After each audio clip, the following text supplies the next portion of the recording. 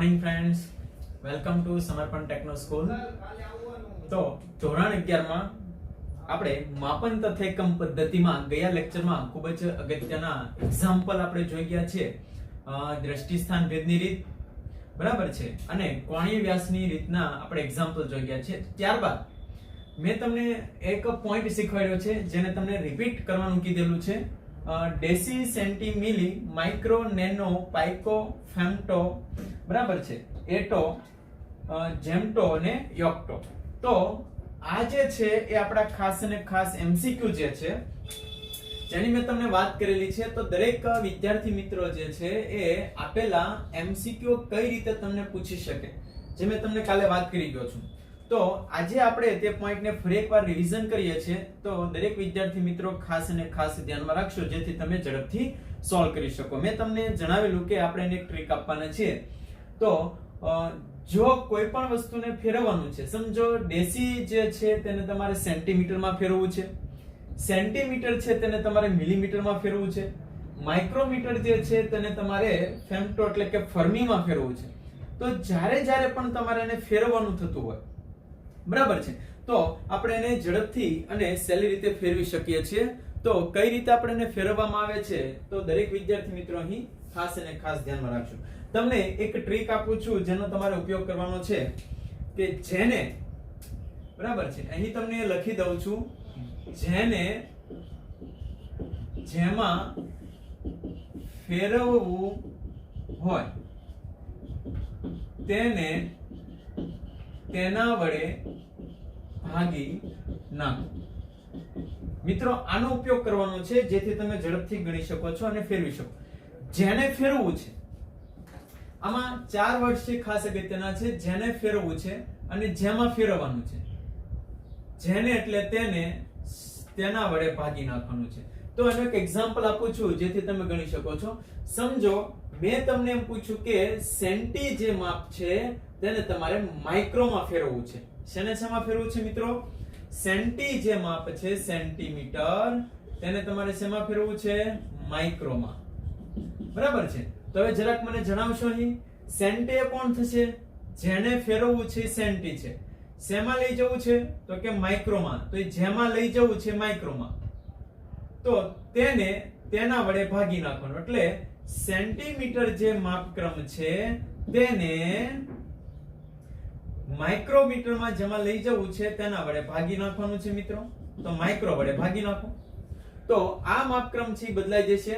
બરાબર છે. તો સેન્ટીમીટર અને માઇક્રોમીટર વચ્ચેનો પોઈન્ટમાં કેટલો ફેરફાર થશે? તો સેન્ટીમીટર એટલે કેટલી ઘાત થશે? 10⁻². માઇક્રોમીટર એટલે કેટલી થશે? 10⁻6. બહુ સિમ્પલ છે. માઇનસ ઘાત છે જો તેને તમે ઉપર લઈ જશો તો શું થશે? 10⁻2 હતી, માઇનસ ઘાત ઉપર જશે તો કેવી થઈ જશે મિત્રો? પ્લસ. તો અહીંયા આપણે મૂકીએ છીએ -2 + 6 એટલે કેટલી ઘાત થશે? 10⁻4 ઘાત. તો મિત્રો આ આપણે સેન્ટીમીટર અને માઇક્રોમીટર વચ્ચેનો ફેરફાર. એટલે સેન્ટીમીટર બરાબર કેટલા માઇક્રોમીટર થાય તો તમે લખી શકો છો સેન્ટીમીટર માપક્રમ બરાબર 10⁻4 ઘાત માઇક્રો થાય. બરાબર. આ રીતે તમે બે વચ્ચેનો સંબંધ મેળવી શકો છો.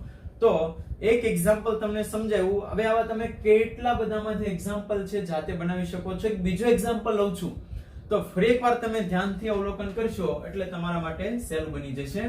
તો આપણે એક્ઝામ્પલ નંબર 2 નું લઈએ અને જાતે પણ તમે બનાવી શકો છો. સમજો તમને પૂછવામાં આવ્યું છે કે પાઇકોમીટર માપક્રમ જે છે તેને તમારે શેમાં ફેરવવું છે મિત્રો? તો કે નેનોમીટરમાં ફેરવવું છે. તો અહીં હું લખી દઉં છું કે પાઇકોમીટર જે માપક્રમ છે તેને તમારે શેમાં ફેરવવાનું છે? નેનોમીટરમાં. તો હમણાં જ મેં કીધું જેને ફેરવવું છે અને જેમાં ફેરવવું છે તેના વડે ભાગી દેવાનું. તો ઉપર લખું છું મિત્રો હું પાઇકોમીટર માપક્રમ, જેમાં ફેરવવું છે તેના વડે ભાગી નાખશો તો નેનોમીટર વડે ભાગી નાખશો. પાઇકોમીટર એટલે કેટલું માપક્રમ છે તો તમને ખ્યાલ હોવો જોઈએ, 10⁻12 ઘાત. નેનોમીટર છે કેટલું માપક્રમ હોવું જોઈએ? 10⁻9 ઘાત. તો આ ઘાતને જો તમે ઉપર લઈ જશો તો -9 ઘાત ઉપર જાય તો +9 થશે. બરાબર છે. તો કેટલી ઘાત વધશે અહીં તમે જોઈ શકો છો. તો 3 ઘાત વધે છે, -3 ઘાત. તો તમે લખી શકો છો પાઇકોમીટર માપક્રમ બરાબર 10⁻3 ઘાત નેનોમીટર માપક્રમ. તો આ બંને વચ્ચેનો શું થયો મિત્રો? સંબંધ. તો આવા કેટલાય એમસીક્યુ જો તમને આમાંથી પૂછે તો તમે આ રીતનો ઉપયોગ કરશો અને લખી લેશો, જેથી તમે સરળતાથી અને ઝડપથી કોઈ પણ એમસીક્યુ હોય તે તમે ગણી શકો છો. તો આ બે એક્ઝામ્પલ છે, તમે આવા ઘણા બધા એક્ઝામ્પલ બનાવી શકો છો, પરંતુ ખાસ ધ્યાન રાખજો, જેને ફેરવવું છે જેમાં તેને તેના વડે ભાગવાનું છે એ વસ્તુ ભૂલતા નહીં. ન સમજાય તો એકવાર ફરીથી તમે રિવિઝન કરશો, જેથી તમે શીખી શકો છો. તો દરેક વિદ્યાર્થી મિત્રો આજે આપણે લખી ગયા છે એ પોઈન્ટને ખાસ ને ખાસ તમે નોંધ કરી લેશો. તો ડેસી, સેન્ટી, મિલી, માઇક્રો, નેનો, પાઇકો, ફેમ્ટો, એટો, બરાબર છે, યોક્ટો અને ઝેપ્ટો. તો આ જે માપક્રમ જે તમને અહીં લખેલા છે દરેક વિદ્યાર્થી મિત્રોએ ડેઈલી તમારે થોડુંક એક બે વાર તમે જોતા જશો તો તમે સરળતાથી ગણી શકશો. હવે કાલે જે આપણે લખી ગયા છે એને પણ એકવાર ફરીથી રિવિઝન કરું છું. સૂક્ષ્મ લંબાઈનું માપન આપણે શીખી ગયા છે, બરાબર છે. કે નોંધ તરીકે લખાયેલો જે મુદ્દો જે છે એ સૂક્ષ્મ અંતરોનું માપન. તો અહીંયા આપણે દર્શાવીએ છીએ સૂક્ષ્મ લંબાઈનું માપન પણ બોલીએ છીએ સૂક્ષ્મ લંબાઈનું માપન, જેમાં મેં એક મુદ્દો છે બાકી રાખેલો છે જે તમારા એમસીક્યુ સ્વરૂપે જો તમને પૂછે તો તમે માત્ર લખી શકો છો. તો નોંધ તરીકે જેટલા પણ મુદ્દાઓ લખવામાં આવે છે એ તમારે માત્ર ને માત્ર એમસીક્યુ તરીકે તૈયાર કરવાના છે, પરંતુ તેને બુક્સની અંદર તમે એડ કરી લેશો, બરાબર. હવે કાલે આપણે લખી ગયા છે કે ફરી એકવાર તમને લખાઈ દઉં છું કે મીટર પટ્ટી જે છે, મીટર પટ્ટી એ કેટલું માપન કરે છે? તો કે 10⁻³ થી 10⁵ મીટર જેટલું માપન કરે મિત્રો. વર્નિયર કેલિપર્સ જે છે, વર્નિયર એ કેટલું માપન કરે? તો કે 10⁻⁴ મીટર જેટલું. સ્ક્રૂ ગેજ અથવા તો સ્ફેરોમીટર જે છે એ 10⁻5 મીટરનું માપન કરે. હવે આનાથી પણ ખૂબ જ સૂક્ષ્મ અંતરોનું જો આપણે માપન કરવું હોય તો એના માટે આપણે અલગ પોઈન્ટ લખાવ્યા હતા, જેમ કે 10⁻8 થી 10⁻10 મીટરના માપન કરવા માટે મિત્રો કોનો ઉપયોગ થશે? તો આપેલા જે સ્ક્રૂ ગેજ, વર્નિયર, મીટર પટ્ટી છે તેમાંથી એક પણનો ઉપયોગ થતો નથી. તેના માપન કરવા માટે આપણે કાલે લખી ગયા છે, યાદ કરશો. 10⁻8 થી 10⁻10 મીટરના માપન માટે શું વપરાય છે? તો કે ઓપ્ટિકલ માઇક્રોસ્કોપ. ઓપ્ટિકલ માઇક્રોસ્કોપ, બરાબર છે, જે ક્યાં સુધીનું માપન કરી શકે છે? બરાબર. ઓપ્ટિકલ માઇક્રોસ્કોપમાં કયા પ્રકાશનો ઉપયોગ થાય છે તમને પૂછે તો તમે કહેવાનું છે દ્રશ્ય પ્રકાશ, જે આપણે એકબીજાને ત્યારે જોઈ શકીએ છીએ એ પ્રકાશને આપણે કયો પ્રકાશ કહીએ છીએ મિત્રો? દ્રશ્ય પ્રકાશ. જેની તરંગ લંબાઈ આપણે લખાવી ગયા છે, કેટલી હતી? કાલના ટોપિકમાં પણ લખાવી ગયા છે, 4000 એંગસ્ટ્રોમ થી 8000 એંગસ્ટ્રોમ, બરાબર છે.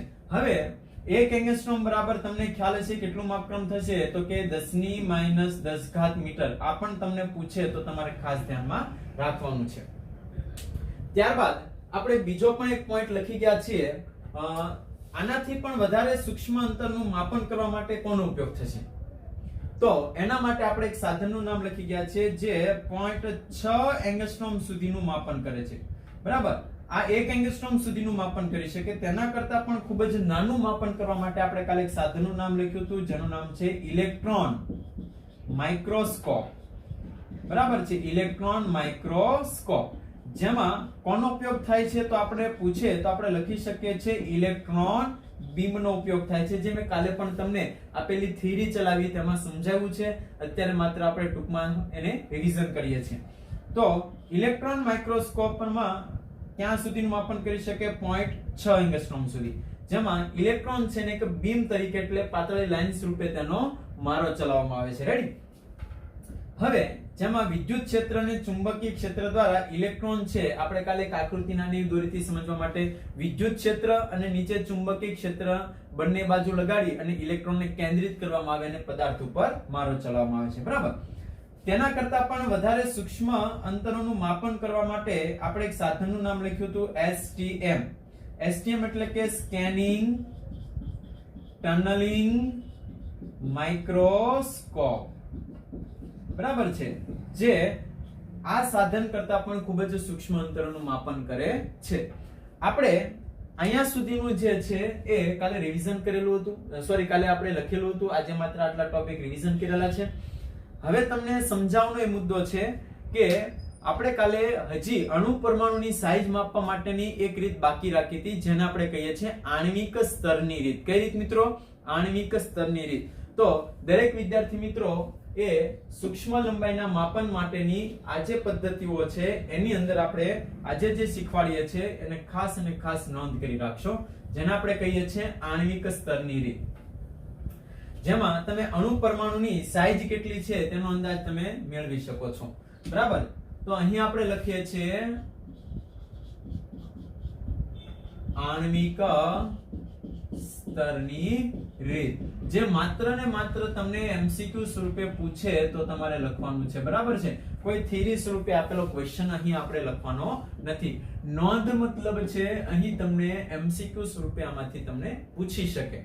તો આણ્વિક સ્તરની જે રીત છે એ કઈ રીતે હોય છે એના માટે એક એક્ઝામ્પલ આપું છું કે સમજો કોઈ આ પદાર્થ છે, તેની અંદર ખૂબ જ નાના નાના અણુ પરમાણુઓ છે. બરાબર? આ રીતે ગોઠવાયેલા છે, જેને આપણે આકૃતિ તમે જોશો તો આપેલા સ્તરની અંદર આ પદાર્થની અંદર થિકનેસ ક્યાં સુધી પાતળી કરી શકો છો તમે? તો આપણે છેલ્લા પોઈન્ટને છે જો અહીંયાથી કાઢી નાખી, એમ ધીમે ધીમે જો આપેલા અણુ પરમાણુને કાઢતા કાઢતા જો એક જ અણુ પરમાણુ વધે, જો એક જ અણુ પરમાણુની લાઈન વધશે મિત્રો, બરાબર છે, તો આ જે થિકનેસ છે એ ઓછામાં ઓછી થિકનેસ છે. કેટલી છે મિત્રો? જાડાઈ જે છે એની ઓછામાં ઓછી છે. જાડાઈ જે છે એ ઓછામાં ઓછી છે. તો આ અણુ પરમાણુની સાઈઝ મેળવવા માટે આપણે એક પદ્ધતિનો ઉપયોગ કરીએ છીએ. આ પદ્ધતિને આપણે નામ આપ્યું છે આણ્વિક સ્તરની રીત. હવે જે રીતે હું તમને સમજાવતો જાઉં એ પદ્ધતિથી આપણે આગળ વધીએ છીએ, એટલે દરેક વિદ્યાર્થી મિત્રો છે અહીં તમે ધ્યાન આપશો. સૌપ્રથમ પહેલા તમારે ઓલિક એસિડ લેવાનું છે. શું લેવાનું છે? Oleic acid. આ કેવા પ્રકારનું દ્રાવણ છે ઓલિક એસિડ? તો સાબુ જે પ્રકારે સાબુનું દ્રાવણ હોય એ પ્રકારનું દ્રાવણ હોય છે, જેને આપણે ઓલિક એસિડ કહીએ છીએ. તો અહીં લખી દઉં છું, સાબુ જેવું દ્રાવણ છે. બરાબર છે? આ ઓલિક એસિડ નું આપણે કેટલું જથ્થો લેવાનો છે મિત્રો, ખાસ ધ્યાન રાખશો. જે શબ્દ બોલું છું બે વાર રિવિઝન કરીશ. તો ઓલિક એસિડ જે છે તેમાંથી આપણે 1 સેન્ટીમીટર ક્યુબ જેટલું કદ લેવાનું છે. રેડી છે? 1 સેન્ટીમીટર ક્યુબ જેટલું આપણે શું લેવાનું છે એનું મિત્રો? કદ લેવાનું છે. સમજાઈ ગયું તમને? 1 સેન્ટીમીટર ક્યુબ નું શું લેવાનું છે તમારે? કદ. હવે આ જે 1 સેન્ટીમીટર ક્યુબ જેટલું જે કદ છે મિત્રો, કદનો એકમ જે છે એ સેન્ટીમીટર ક્યુબ થશે, જે ખાસ આપણે એકમોમાં પણ શીખવાના છીએ. તો આટલા કદને આપણે આલ્કોહોલમાં દ્રાવ્ય કરવાનું છે. આલ્કોહોલમાં દ્રાવ્ય, અને તેનું દ્રાવણ બનાવવાનું છે 20 સેન્ટીમીટર ક્યુબ જેટલું દ્રાવણ બનાવવાનું છે. તો તમને સમજાઈ ગયું કે 1 સેન્ટીમીટર ક્યુબ તમારે ઓલિક એસિડ લેવાનું છે, જેને શેની અંદર તમારે નાખવાનું છે? તો કે આલ્કોહોલની અંદર. ને કેટલું દ્રાવણ બનાવવાનું છે? 20 સેન્ટીમીટર ક્યુબ. એનો મતલબ કે આ જે ઓલિક એસિડ છે તેની સાંદ્રતા ઘટશે. શું થશે મિત્રો? તેની સાંદ્રતા ઘટશે. જો આ ટોપિક તમને ન સમજાય તો નીચે એક એક્ઝામ્પલ આપું છું કે ભાઈ આપણે 1 ચમચી જેટલું મીઠું લઈએ. 1 ચમચી મીઠું લઈએ છે. રેડી? આ મીઠાને આપણે એક ગ્લાસની અંદર આપણે દ્રાવ્ય કરીએ. તો આ ગ્લાસની અંદર આપણે પાણી લઈએ છીએ, જેની અંદર આપણે એને દ્રાવ્ય કરીએ. તો 1 ચમચી એટલે કે સમજવા માટે આપણે લઈએ છીએ 1 સેન્ટીમીટર ક્યુબ, અને ગ્લાસની અંદર તેને દ્રાવ્ય કરીને કેટલું દ્રાવણ બનાવ્યું? 20 સેન્ટીમીટર. તો મીઠું છે એ એની સાંદ્રતા વધશે કે ઘટશે મિત્રો? સાંદ્રતાનો મતલબ કે સમજીએ કે એક્ઝામ્પલ સિમ્પલ આપું છું કે જે ખારાશ છે પાણીમાં નાખતા થોડીક ઓછી થશે. બરાબર છે? હવે આમાંથી તમારે પાણી કેટલું લેવાનું છે? 1 ચમચી જેટલું પાણી લેવાનું છે, અને આ પાણીને ફરીથી એક બીજા ગ્લાસ છે તેની અંદર પાણી છે તેમાં તમારે એને એડ કરવાનું છે. બરાબર છે? તો હવે આ પાણીમાં ખારાશ જે છે એ કેવી છે મિત્રો? તમને સમજાઈ ગયું છે? હજી ઓછી થઈ છે. બરાબર? એટલે જેમ જેમ તમે હજી આમાંથી 1 ચમચી જેટલું પાણી લઈ અને ત્રીજા ગ્લાસમાં નાખશો તો હજી તેની ખારાશ જે છે કેવી થતી જશે? ઓછી. મતલબમાં આ જે છે એની સાંદ્રતા કેવી થતી જાય છે? ઘટતી જાય છે. બોલાય.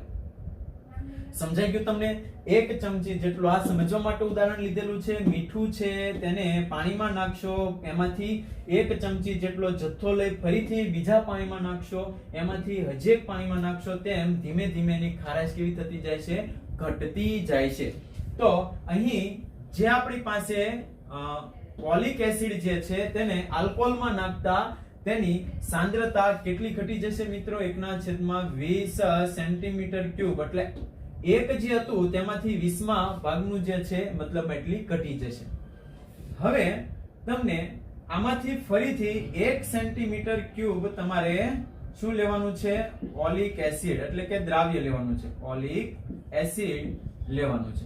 શેમાંથી? તો કે આ 20 સેન્ટીમીટર ક્યુબ જે તમે દ્રાવણ બનાવ્યું છે તેમાંથી તમારે લેવાનું છે. તેને ફરીથી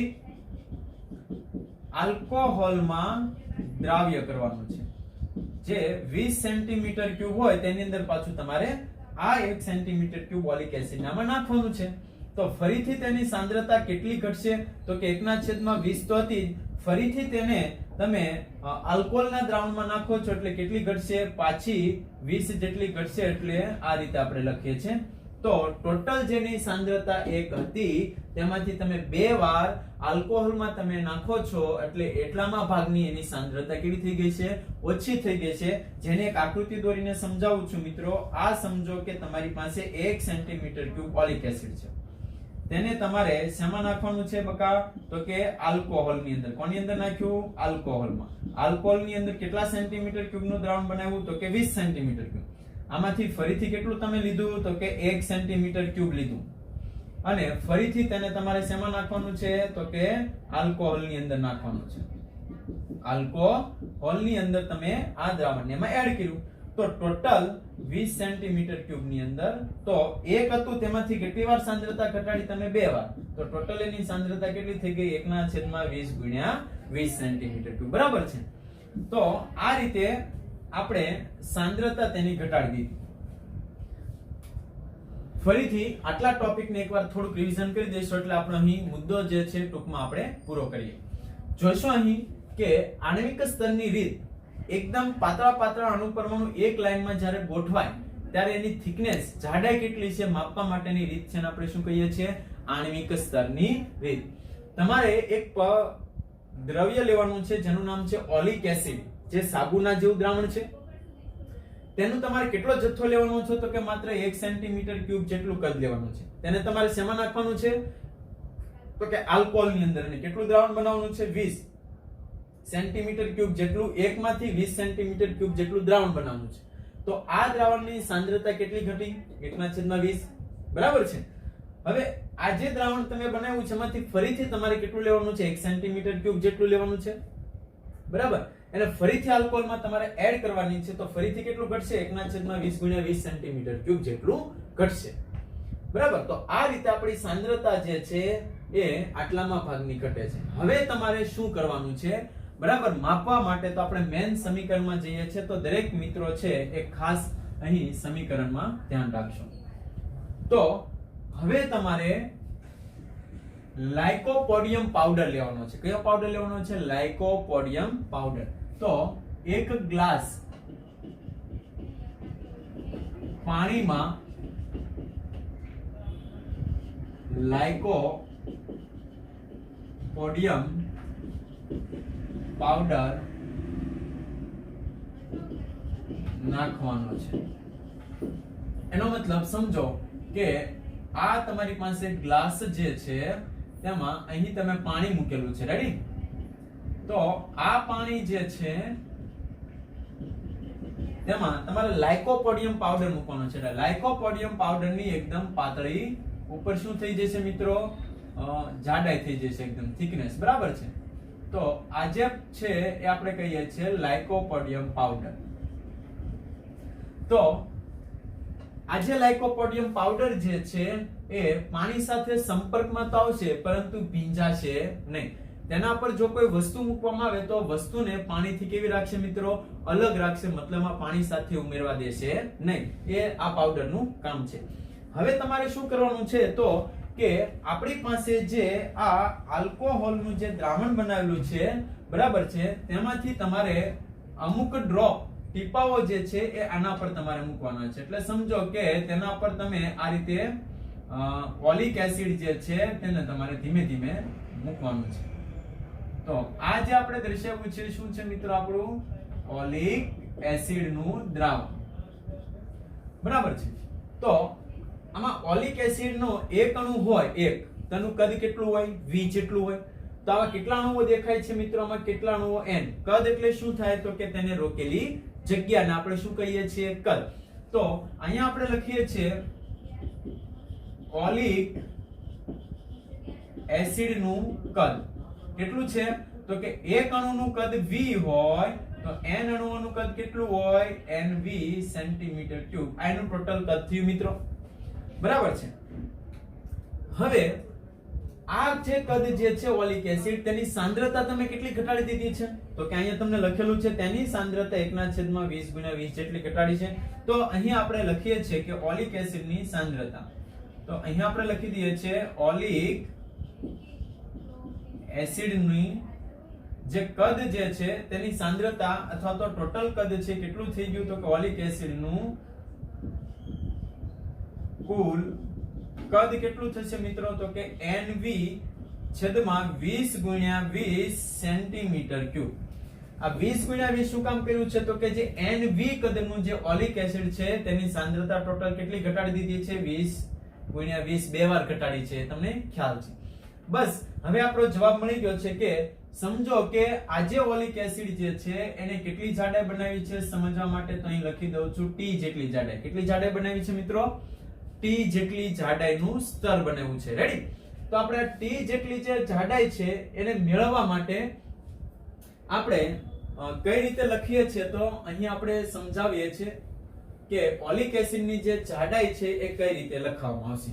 બરાબર? તો આપણે અહીં લખીએ છીએ કદ V બરાબર ક્ષેત્રફળ ગુણ્યા ઊંચાઈ કે જાડાઈ લખીએ છીએ. બરાબર? કદ V બરાબર આ જે છે ને આપણે કહીએ છીએ ક્ષેત્રફળ ગુણ્યા આ જે છે ને આપણે કહીએ છીએ જાડાઈ. તો ઓલિક એસિડ ની જાડાઈ કેટલી થઈ છે? કદ V ના છેદમાં a. તો કુલ કદ આપણે અહીં લખેલું છે NV છેદમાં 20/20. અહીં મૂકી દઈએ તો અહીં લખું છું NV છેદમાં 20/20 અને એ આપણે અહીં ગુણી દઈએ છે ક્ષેત્રફળ. તો આ જે સમીકરણ જે આપણું થયું મિત્રો, બરાબર છે, અહીં વચ્ચે સેન્ટીમીટર, સેન્ટીમીટર નો ઘન એટલે કદ અને ક્ષેત્રફળ એટલે સેન્ટીમીટર નો વર્ગ. મિત્રો કદ થાય સેન્ટીમીટર નો ઘન અને ક્ષેત્રફળ થાય સેન્ટીમીટર નો વર્ગ. ઉડી જાય તો અહીંયા વચ્ચે માત્ર 1 સેન્ટીમીટર. બરાબર? તો આ રીતે જાડાઈ મેળવવાનું સમીકરણ જે છે ઓલિક એસિડ ની જાડાઈ જે છે એક એક અણુ પરમાણુ રે એ આપણે મેળવી શકીએ છીએ. તો આ સમીકરણ છે તમે નોંધ કરી રાખશો. થિયરી માત્ર સમજવા માટે છે. થિયરી તમે ટૂંકમાં લખશો તો પણ ચાલશે. આવી રીતે તમે ટૂંકમાં થિયરીને એડ કરી દેશો. બરાબર છે? આકૃતિ કોઈ દોરવાની જરૂર નથી, તમારી સમજૂતી માટે છે. પરંતુ આ સમીકરણ છે તમે લખીને તેના ફરતે રાઉન્ડ કરી દેશો. N અણુઓ V કદના જે ઓલિક એસિડના છે તે તમને આપેલું હોય, ક્ષેત્રફળ છે તેના વડે તમારે ભાગી નાખવાનું તો તમને ઓલિક એસિડની જે થિકનેસ જે છે. તો આ પદ્ધતિને આપણે કહીએ છીએ આણ્વિક સ્તરની રીત. કઈ રીત કહીએ છીએ મિત્રો? આણ્વિક સ્તરની રીત. બહુ સહેલી છે. એક બે વાર તમે થોડુંક રિવિઝન ડેઈલી કરશો, બરાબર છે, તો તમને તરત સમજાઈ જશે. પરંતુ હા, આ કોઈ ક્વેશ્ચન સ્વરૂપે પૂછાતો નથી, માત્ર તમારે સમજવાનું છે MCQ સ્વરૂપે. ત્યારબાદ આપણે એક એક્ઝામ્પલ લઈએ છીએ, ઉદાહરણ નંબર 2.5. તો ઉદાહરણ 2.5 ની રકમ આપણે અહીં લખીએ અને કઈ રીતે સમજવાનું છે તે દર્શાવીએ છીએ. તો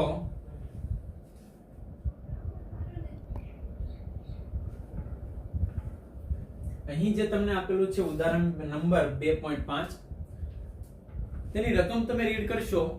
જો ન્યુક્લિયસનું પરિમાણ 10⁻15 મીટર થી 10⁻14 મીટરના વિસ્તારની છે. તમને મિત્રો ખબર હશે કે પરમાણુ જે છે, પરમાણુ, બરાબર છે, પરમાણુ જેને આપણે એટમ કહીએ છીએ, તેની અંદર ખૂબ જ નાનું એવું શું હોય છે? ન્યુક્લિયસ. પરમાણુની સાઈઝ તમને ખબર હશે 10 - 10 મીટરની હોય, જ્યારે ન્યુક્લિયસની સાઈઝ જે છે એ 10 - 15 અથવા તો લખીએ છે 10 - 15 થી 10 - 14 મીટરની હોય છે. બરાબર છે. તો અહીં જે તમને આપેલું છે ન્યુક્લિયસ અને પરમાણુની સાઈઝ, તો તમારે આ જે ન્યુક્લિયસ જે છે તેની સાઈઝ તમારે વધારીને તીક્ષ્ણ પિનની જે અણી હોય તેના જેટલી કરી. તો અહીં તમે જોશો કે આ તમને સમજવા માટે મેં પિન લીધી છે, તો આપણે પેન પણ કહી શકીએ. તો ન્યુક્લિયસની સાઈઝ જે છે તેને તમારે વધારીને આ પિન જે તમને દેખાય છે તેના અણી જેટલી આપણે વધારવી છે. બરાબર છે.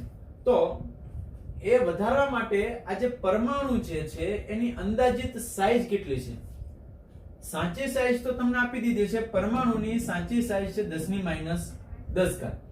તો ન્યુક્લિયસને સાઈઝને વધારીને જો પરમાણુની સાઈઝ તીક્ષ્ણ પિનની અણીની સાઈઝ જેટલી કરવામાં આવે તો અંદાજિત સાઈઝ જે છે એની કેટલી થશે? તો બહુ ટૂંકમાં આપણે ટેક્સ્ટબુક કરતા અલગ મેથડથી આપણે એક્ઝામ્પલ ગણીએ છીએ. બહુ સહેલું એક્ઝામ્પલ છે, તમને સમજવા માટે અહીં તમને લખાવીએ છીએ. તમે દરેક વિદ્યાર્થી મિત્રો છે એ ઝડપથી ગણતરી કરી શકો છો. આ જે આકૃતિ છે તેના પરથી તમે શું લખી શકો? તો કે ન્યુક્લિયસની સાઈઝ કેટલા આપી છે હાલની? 10 - 15 થી 10 - 14. કોઈ પણ તમે બેમાંથી એક આંકડો લખી શકો છો. લખી દઉં છું. ન્યુક્લિયસની સાઈઝ કેટલી છે? 10 - 15 થી 10 - 14. બેમાંથી કોઈ પણ લઈ શકો છો. જે સાઈઝ જે છે તમારે કેટલી લઈ જવાની છે મિત્રો? પિનની જે અણી છે તેના વિસ્તાર જેટલી તમારે મોટી બનાવવી છે. તો અહીં તમે લખી શકો છો કે ન્યુક્લિયસની અંદાજિત સાઈઝ જે છે કેટલી લઈ જવાની છે? પિનની અણી જેટલી. તો અહીં લખી દઉં છું ન્યુક્લિયસની અંદાજિત સાઈઝ કોના જેટલી તમારે લઈ જવાની છે? પિનની અણી જેટલી કરવાની છે. તો ન્યુક્લિયસની અંદાજિત સાઈઝ તમારે કેટલી મોટી કરવી છે મિત્રો? 10 - 5 થી 10 - 4. બરાબર છે. તો પરમાણુ છે એની સાઈઝ કેટલી હોઈ શકે? બહુ સિમ્પલ ક્વેશ્ચન છે. તો આપણે પરમાણુ સાથે ન્યુક્લિયસની સરખામણી કરવી છે. ફરીથી બોલું છું, પરમાણુ સાથે કોની સરખામણી કરવી છે? ન્યુક્લિયસની.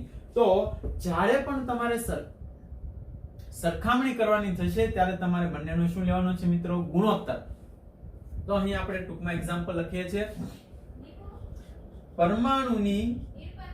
પરમાણુની સાઈઝ છેદમાં ન્યુક્લિયસની સાઈઝ. પરમાણુની સાઈઝ છેદમાં ન્યુક્લિયસની સાઈઝ. પરમાણુની સાઈઝ કેટલી છે? સાચી સાઈઝ આપણે અહીંયા લખી છે. પરમાણુની સાચી સાઈઝ છે મિત્રો 10 - 10 મીટર. જ્યારે ન્યુક્લિયસની સાચી સાઈઝ કેટલી છે? ન્યુક્લિયસની સાચી સાઈઝ છે તમારે 10 - કા 15 લખી શકો કા 10 - 14 લખી શકો. જો 10 - 15 લખતા હો તો અહીં તમારે 10 - 5 નો ઉપયોગ કરજો, અને જો 10 - 14 લખતા હશો તો 10 - 4 નો ઉપયોગ કરશો. તો ફરી એકવાર બોલું છું કે પરમાણુની સાચી સાઈઝ આપણને ખબર હોવી જોઈએ, જે રકમમાં આપી નથી, 10 - 10. ન્યુક્લિયસની સાઈઝ તમને આપી છે, કેટલી આપી છે? તો આપણે લખીએ છીએ 10 - 15. તમે 10 - 14 પણ લખી શકો છો. બેમાંથી કોઈ પણ આંકડો લખી શકો. જેની સરખામણી કરવાની છે અંદાજિત સાઈઝ સાથે. કોની સાથે કરવાની છે? અંદાજિત. તો જો ન્યુક્લિયસની અંદાજિત સાઈઝ કેટલી હોય? તો કે 10 - 5 હોય, ત્યારે પરમાણુની અંદાજિત સાઈઝ કેટલી હશે? તો એને હું નામ આપી દઉં છું x, જે આપણે શોધવું છે. તો x ને તમે કરતા બનાવશો તો મિત્રો શું થશે? તો કે x ને કરતા બનાવશો તો 10 - 5 અહીંયા જશે એટલે થશે 10 - 10 ગુણ્યા 10 - 5 છેદમાં 10 - 15. આ બંને ઉડી જશે તો મળશે 1 મીટર.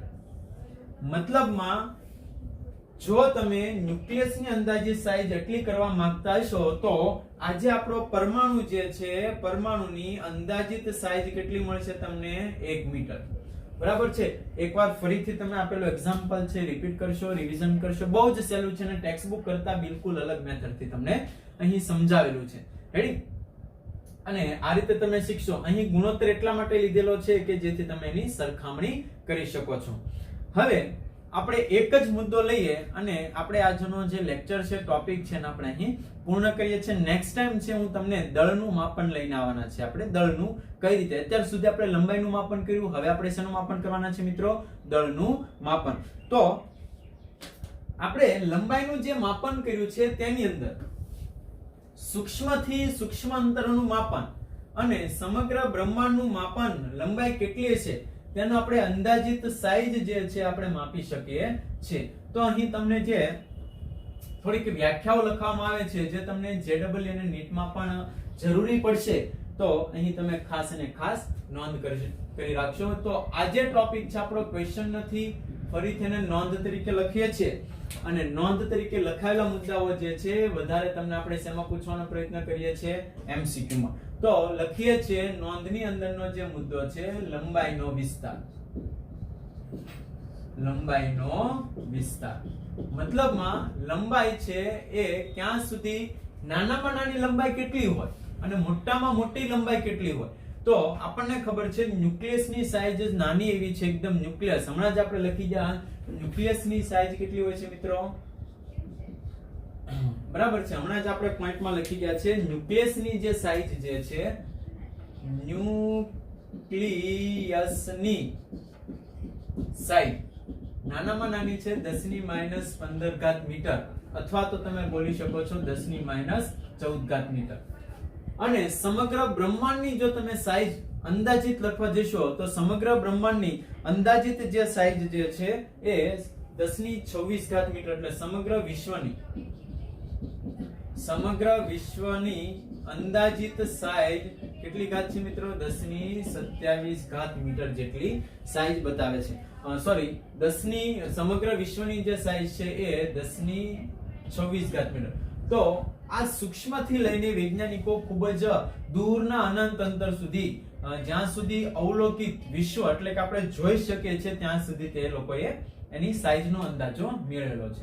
હવે અહીં તમને થોડાક લંબાઈના એકમો લખવાનું છે. મેં પ્રથમ ફરીથી એકવાર તમને જણાવી દો મિત્રો કે MCQ માટે ખૂબ જ અગત્યના મુદ્દાઓ છે. જે પણ લખવામાં આવે તમે બુકની અંદર ટિક માર્ક કરીને લખતા જશો અને જ્યારે પણ MCQ તમારી સામે આવશે ત્યારે તમે એને સોલ્વ કરવામાં ખૂબ જ સરળતા રહેશે.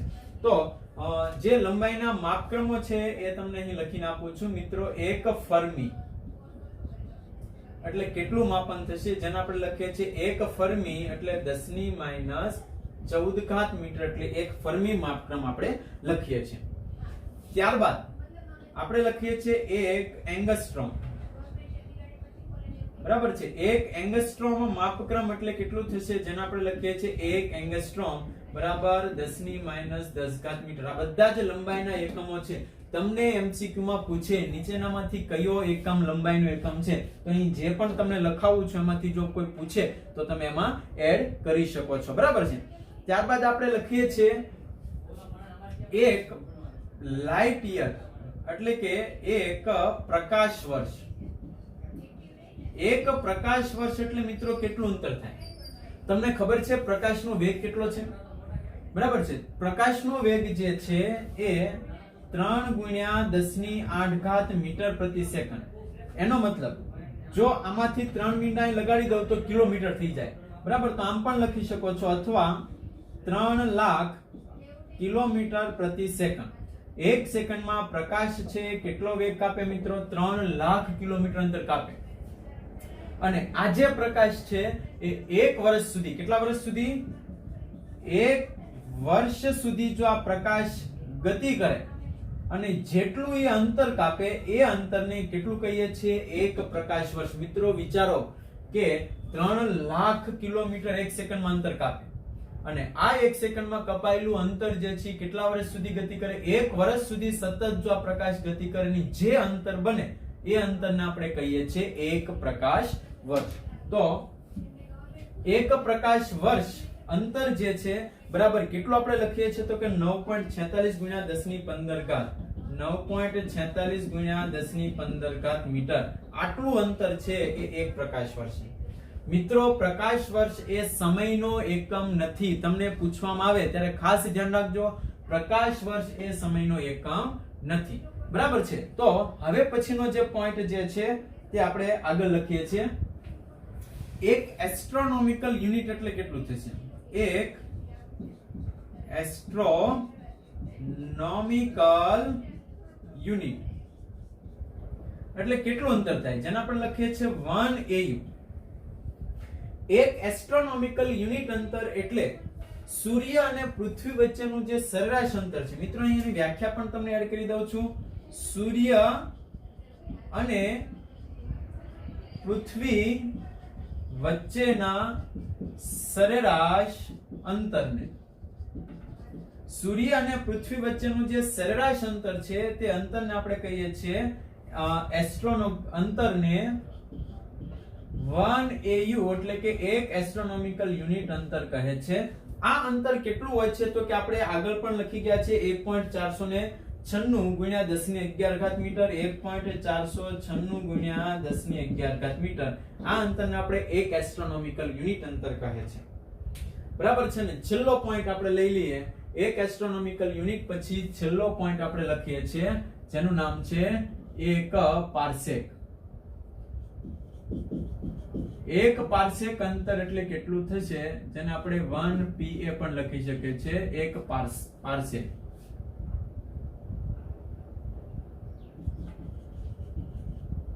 તો એક પાર્સેક અંતર એટલે મિત્રો કેટલું થશે? તો ખાસ આકૃતિ દોરીને સમજાવું છું કે એક એસ્ટ્રોનોમિકલ યુનિટ, અહીંયા લખી દઉં છું વ્યાખ્યા, 1 AU જેટલા અંતરે 1 સેકન્ડનો ખૂણો બનાવે તે અંતરને એક પાર્સેક અંતર કહે છે. જો તમને ના સમજાણું હોય તો અહીંયા આપણે એક આકૃતિ દોરી દઈએ કે સમજો કે આ સૂર્ય છે અને સમજો કે આ કોણ છે મિત્રો? પૃથ્વી છે. તો એની વચ્ચેનું જે અંતર છે ને આપણે શું નામ આપીએ છીએ? એક એસ્ટ્રોનોમિકલ યુનિટ એટલે કે 1 AU જેટલું અંતર. આ અંતર છે એ જેટલા અંતરે 1 સેકન્ડનો ખૂણો બનાવે. સમજો અહીંયા 1 સેકન્ડનો ખૂણો બને એ જે અંતર છે એ અંતરને આપણે કહીએ છીએ એક પાર્સેક અંતર કહીએ છીએ. બરાબર છે? અને એક પાર્સેક અંતરની તમારે ગણતરી કરવી હોય તો પણ તમે સરળતા, એક પાર્સેકની તમારે ગણતરી કરવી હોય, બરાબર છે, અંતર કેટલું કઈ રીતે મળે છે એ અંતર મેળવવા માટે આપણે અહીં એક સમજૂતી દર્શાવી છે. એક પાર્સેક બરાબર કેટલું માપક્રમ થશે તો કે 3.08 ગુણ્યા 1016 મીટર. હવે આ માપક્રમ કઈ રીતે ગણતરી કરવામાં આવે તો દરેક વિદ્યાર્થી મિત્રો માત્ર સમજૂતી તરીકે અહીંથી જોઈ લેશો. ખૂણો આપણે આગળ લખી ગયા છે સમતલ કોણમાં. ખૂણો બરાબર ચાપના છેદમાં ત્રિજ્યા. તો અહીંયા આપણે સમીકરણ લગાવ્યું છે થીટા બરાબર સામેની બાજુ ચાપ 1 AU છેદમાં 1 પાર્સેક. આપણે 1 પાર્સેક ને કરતા બનાવશો, ખૂણો નીચે જશે. એક એસ્ટ્રોનોમિકલ યુનિટ એટલે સૂર્ય પૃથ્વી વચ્ચેનું સરેરાશ અંતર જે છે તેની કિંમત અહીં મૂકી દેશો. ખૂણો થીટા કેટલો છે? 1 સેકન્ડ. મિત્રો 1 સેકન્ડ જે છે તેને આપણે શીખી ગયા છે કઈ રીતે ફેરવવાનું છે. 1 સેકન્ડ ને જો તમારે ડિગ્રીમાં ફેરવવું હોય તો કેટલા વડે ભાગી નાખશો મિત્રો? મેં તમને આગળના મુદ્દામાં લખાવી ગયો છું, ભૂલાઈ ગયું હોય તો આપણે એકવાર ફરીથી અહીં રિપીટ કરી દઈએ છીએ. રેડિયન માપક્રમ છે તેને તમારે શેમાં ફેરવવાનું છે? ડિગ્રીને શેમાં ફેરવવાનું છે? મિનિટમાં. અને મિનિટને શેમાં ફેરવવાનું છે? સેકન્ડમાં. તો રેડિયન ને ડિગ્રીમાં ફેરવો ત્યારે આપણને ખબર છે 180 પાઈ વડે ગુણવાનું. ડિગ્રીને મિનિટમાં ફેરવો ત્યારે કેટલા વડે ગુણવાનું? 60 વડે. સેકન્ડમાં ફેરવો ત્યારે ફરીથી 60 વડે. સેકન્ડ ને મિનિટમાં ફેરવો એટલે ભાગ્યા 60 કરવાનું. ઉલટી ગણતરી કરવાની છે, ભાગ્યા 60. અને અહીં તમે 180 પાઈ વડે ભાગી શકો અથવા તો ગુણી શકો છો પાઈ બાય 180 વડે.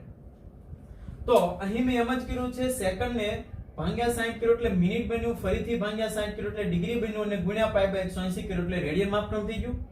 હવે આ ભાગાકાર ગુણ્યા આ કરશો, ભાગાકાર કરશો તમે તો તમારો જવાબ છે કેટલો મળશે? 3.08 ગુણ્યા 1016 મીટર મળશે. બરાબર છે? તો આ જે વિસ્તાર જે છે એમસીક્યુ માટે ખૂબ જ અગત્યનો છે. આપણે નેક્સ્ટ લેક્ચરમાં દળનું માપન કઈ રીતે કરવામાં આવે છે, સમયનું માપન કઈ રીતે કરવામાં આવે છે એ પણ આપણે જોવાના છીએ. તો જો કોઈ પણ વિદ્યાર્થી મિત્રને કોઈ ટોપિક ન સમજાણો હોય તો કોમેન્ટ બોક્સમાં લખી લેશો, જેથી આપણે નેક્સ્ટ લેક્ચરમાં ફરી એકવાર રિવિઝન કરી શકીએ છીએ. થેન્ક યુ ટુ વોચ સમર્પણ techno school. Welcome to physics.